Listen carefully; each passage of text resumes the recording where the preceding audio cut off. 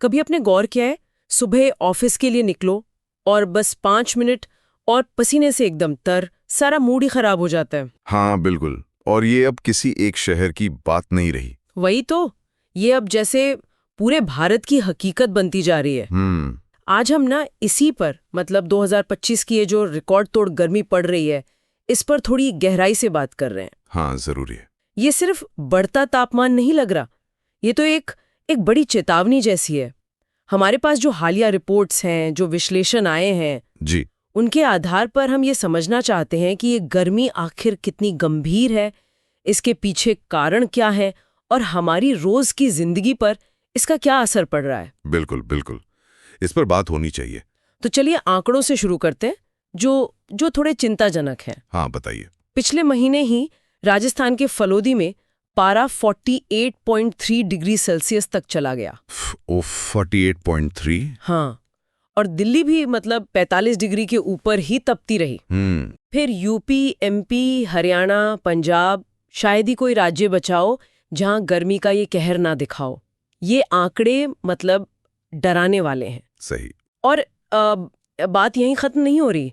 जो मौसम विभाग है, IMD, उनकी चेतावनी भी साफ है। हाँ, उनकी वार्निंग्स आ रही हैं लगातार। वो कह रहे हैं कि सामान्य से ज्यादा हीट वेव की स्थिति बनी हुई है और ये शायद जुलाई तक खिंच सकती है। जी, ये लंबा चलने का अनुमान है। और देखिए, यहाँ ये समझना जरूरी है कि विशेषज्ञ इससे सिर्फ ज्यादा गर्मी नहीं कह रहे। अच्छा। हाँ, वो इससे पिछले 100 सालों की जो सबसे भयानक गर्मी की लहरें रही हैं उनमें से एक मान रहे हैं।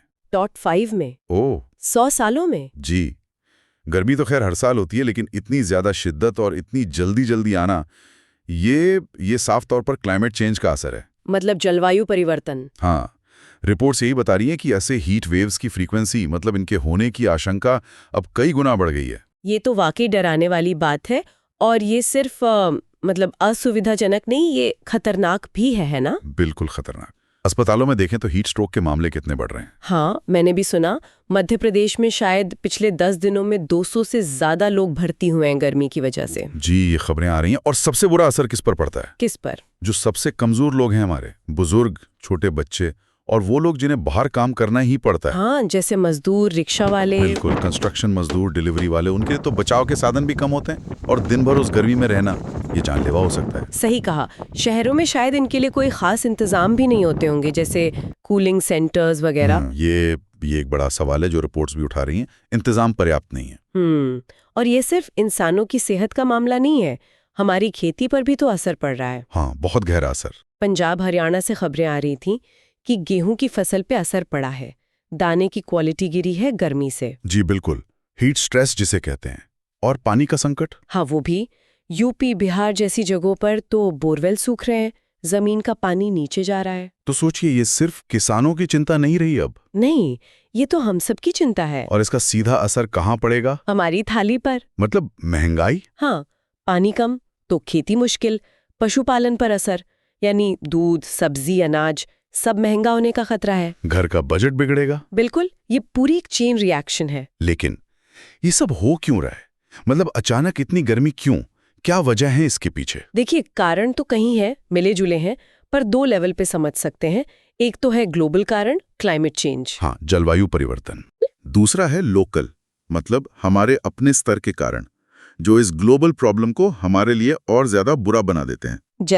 जैसे जंगलों का कटना, अंधाधुंध कटाई, पेड़ जो ठंडक देते थे वो असर खत्म। हाँ। फिर हमारा शहरों का बेतरतीब फैलाव, कंक्रीट के जंगल, ये गर्मी को सोखते हैं और रात में भी छोड़ते रहते हैं। अच्छा, जिसे अर्बन हीट आइलैंड इफेक्ट कहते हैं। बिल्कुल। और साथ में है प्रदूषण, गाड़ियों से, कारखानों से, यहाँ तक कि हमारे AC से भी जो गैसें निकलती हैं वो भी गर्मी बढ़ा रही हैं। बाप रे, ये तो एक दुष्चक्र जैसा हो गया। हाँ, एक विशेष साइकिल है ये, सब एक दूसरे को बढ़ा रहा है। तो स्थिति तो गंभीर है, पर सिर्फ चिंता करने से तो हल नहीं निकलेगा, कुछ करना होगा, है ना? बिल्कुल, एक्शन लेना होगा। शायद छोटी छोटी चीजें भी फर्क डाल सकती हैं। यकीनन व्यक्तिगत स्तर पर बहुत कुछ किया जा सकता है, जैसे पेड़ लगाना अपने घर के पास, सोसाइटी में, जहां भी जगह मिले। हाँ, ये तो कर सकते हैं। एयर कंडीशनर का इस्तेमाल थोड़ा सोच समझ कर करें, बहुत कम टेम्परेचर पर ना चलाएं। सही है। पानी बचाने के तरीके अपनाएं, बारिश का पानी सहेजें, वाटर हार्वेस्टिंग, ताकि जमीन का पानी रिचार्ज हो। और सबसे जरूरी, अपने आसपास लोगों को बताएं, उन्हें जागरूक करें। ओके। और बड़े लेवल पर, मतलब सरकार, समाज के स्तर पर? वहां भी आवाज उठानी होगी।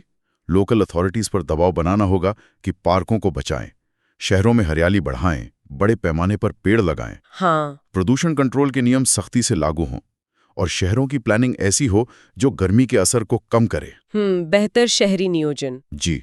तो मतलब कुल मिलाकर ये जो रिकॉर्ड तोड़ गर्मी है, ये सिर्फ मौसम का मिजाज नहीं, ये एक अलार्म है। बिल्कुल, एक बड़ी चेतावनी है जिसे नजरअंदाज करना बहुत भारी पड़ेगा। हाँ। और ये चेतावनी सिर्फ आज के लिए नहीं, आने वाले कल के लिए है। कुछ रिपोर्ट्स तो यहाँ तक कह रही हैं कि अगर हमने आज बदलाव नहीं किए तो शायद वो दिन दूर नहीं जब हमारे बच्चों के लिए बिना एसी के घर से बाहर निकलना भी मुश्किल हो जाएगा। सोचकर भी डर लगता है। बिल्कुल। और इसी सोच के साथ ना हम अपने सुनने वालों के लिए एक सवाल छोड़ जाते हैं जी कि ये जो असाधारण गर्मी हम देख रहे हैं, ये हमारे शहरों में, हमारे समुदायों में किस तरह की लॉन्ग टर्म प्लानिंग और बदलाव की जरूरत पर जोर दे रही है। इस पर सोचिएगा जरूर।